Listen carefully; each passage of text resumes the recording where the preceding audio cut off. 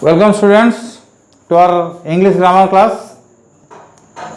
Previously we have already learnt about the simple sentence and compound sentence, and today we shall go and we shall learn about the complex sentence. About complex sentence. We will have to go about complex sentence. So in the compound sentence, in the simple sentence I have told you there is only one finite verb and that is only one clause. There is only one clause. That is called simple sentence. And in the compound sentence I have told you, when the two simple sentences are joined by coordinating conjunction, they are called compound sentence. I have told you about the coordinating conjunction such as and, but, yet, still, nevertheless. These are the coordinating conjunction. And in that part I have told you there is one main clause, another is coordinating clause. Now we shall go the complex sentence, and I have written the three sentences on the whiteboard. You follow the first sentence. The boy ate what the mother gave. The boy ate what the mother gave. In this sentence there are two finite verbs. First, the boy ate, and second one is gave. And there are two finite verbs. So as there are two finite verbs, it must not be a simple sentence. And follow here. And when we divide the sentence into, we can divide the sentence into the two parts. Follow. The boy ate, this is one part. Another part, what the mother gave. And this sentence can be written in the two ways, two parts. Can be divided in two parts. What the mother gave is one part, and the boy ate. In these two parts, you children, can you say me which part? Such as this is the one part, this is the second part. The boy ate what the mother gave. The boy ate first part, and what the mother gave, that is the second part. In this part, which part can express its meaning independently? That means that sentence doesn't depend any other sentence or any part of the sentence in order to express that meaning. It is clear, children. The boy ate. This is the independent clause, because this sentence can alone be written. And if we do not write what the mother gave, if we do not write this part and remaining part, the boy ate itself, this part can express its meaning. As this part can express its meaning without depending any other sentence, so that is called main clause. So this is the main clause. And come to the next part, that means the second part. What the mother gave, and there is the full stop here, there is no question here. What the mother gave, this is a question, this clause depends on this clause in order to express its meaning, and this sentence, this clause cannot express its meaning independently. So this part, what the mother gave, this part is known as the dependent clause. But in the, try to remember that in the compound sentence both the clauses are the independent, but here one clause is not independent clause, this is a dependent clause. That means this clause depends on this clause in order to express its meaning, and that is joined by what? Yes or no? This is joined by what? And this is called subordinating conjunction. So the total sentence, the boy ate what the mother gave, this is the example of the complex sentence. So from this sentence we can get the idea, when if there is one main clause, another dependent clause or subordinate clause is joined by the subordinator, that is called complex sentence. That is called complex sentence. Am I clear? So come to the second sentence likewise. Here the second sentence, the boy who is at the gate is my friend. The boy who is at the gate is my friend. In this sentence, and when we divide this sentence into two parts, follow which is underlined by the reading, the boy is my friend. The boy is my friend. It is one clause.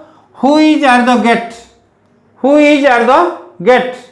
This is the another clause. Likewise, can you say me, students, which part? Such as here, this one is underlined and this one is the encircled.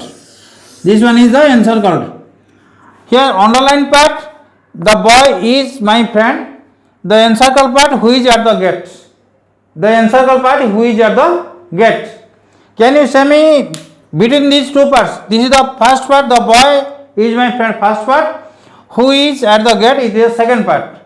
In these two parts, can you say me which part can express its meaning without depending on any other part? That means it can stand alone. It can stand alone. So it is clear, obvious. The boy is my friend. The boy is my friend. This part, which part is underlined here? This part can express its meaning without depending on this part. So the boy is my friend. The boy is my friend. It is the main clause. This is the main clause. And who is at the gate? Who is at the gate? This clause. Which one is encircled here? Which one is encircled here? Who is at the gate? This part depend on this part in order to express its meaning. And this is joined by who? Who is also subordinating conjunction. Who is also a subordinating conjunction. So here main clause, the boy is my friend, it is the main clause, and this is the subordinate clause, it is also dependent clause. So one main clause, another subordinate clause, that is joined by the subordinator. This is example of complex sentence. This is example of complex sentence. Likewise come to the third part. Come to the third part. Our third sentence. Here, he shouted when he saw a snake. He shouted when he saw a snake. Look at the whiteboard. He shouted when he saw a snake. In this sentence, follow here. He shouted. This is the one part, and when he saw a snake, it is another part. This is the another part. Likewise, between the two parts, he shouted. One clause. When he saw a snake, another clause. In these two clauses, students try to understand. He shouted. This clause can stand alone. This clause can stand alone. That means this clause can express its meaning without depending this part. Without depending second part, this part. So this is the main clause. This is the main clause. And here, when he saw a snake, this is the dependent clause. That means when he saw the snake, this sentence cannot written alone. And alone it cannot express its meaning. Alone it cannot express its meaning. So this is the dependent clause. This is the dependent clause. When he saw a snake, the dependent clause, and that is joined by subordinating conjunction when. Likewise who, what, who, when. These are the joined. The subordinating conjunction. So when he saw the snake, this is the subordinate clause. This is the subordinate clause. So when one main clause, one or more than subordinate clause, that is adjoined, and if any sentence contains only one clause, one or more than one subordinate clause, that is called complex sentence. In the compound sentence, I have told you there is one clause, one or more than coordinating clause. Coordinating clause. Coordinating clause means that can express its meaning without depending on other sentence. And subordinate clause, but this clause is dependent clause. But coordinating clause is the independent clause. Coordinating clause is the independent clause, but this is the dependent clause. So when one or more, one main clause with one or more than the subordinate clause, that is called complex sentence. So these are the example of the complex sentence. These are the example of the complex sentence. In the next we shall go which these are the dependent clause. What type of clause are they? What type of clause are they? In the next part we shall go there. the dependent clauses are divided into various categories such as noun clause, relative clause and also adverb clause, and we shall go the next what is that. And now I am try to understand. In the conclusion I can say, the if any sentence contains only one clause, that is called simple sentence, and if any sentence contains with the one main clause with the coordinating clause with one or more than one coordinating clause, that is called compound sentence. If any sentence contains only one main clause and one or more subordinating clause, they are called complex sentence. And in your book there is also diagram. I shall show you the diagram.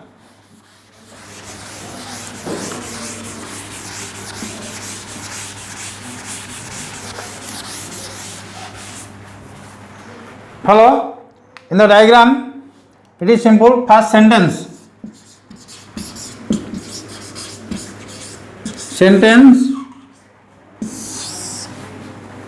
one clause, it is called simple sentence. Follow. Sentence broadly divided into first, if any sentence contains only one clause, and that is called simple sentence. Here one main clause with one or two coordinate clause.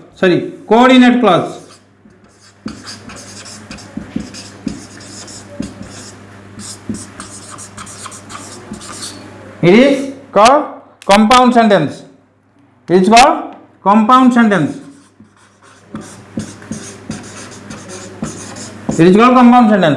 And third category, one main clause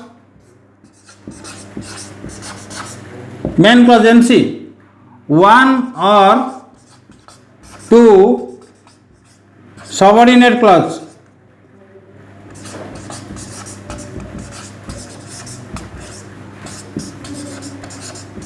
One or two subordinate clauses. This is called complex sentence.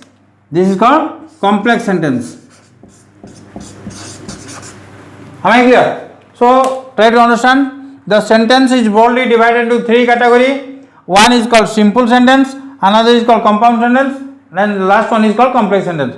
The simple sentence contains only one clause in it. And that is a simple sentence. And in the compound sentence, it contains only one main clause or MC with one or two coordinating clause. And coordinating clause, you can say it is coordinating clause. One or two coordinating clauses, they are called compound sentence. And last one is one main clause, one or two subordinating clause, they are called complex sentence. This is all about the sentence. And in the book, there are two activities about the simple sentence and compound and complex sentence, and next we shall go through that activity.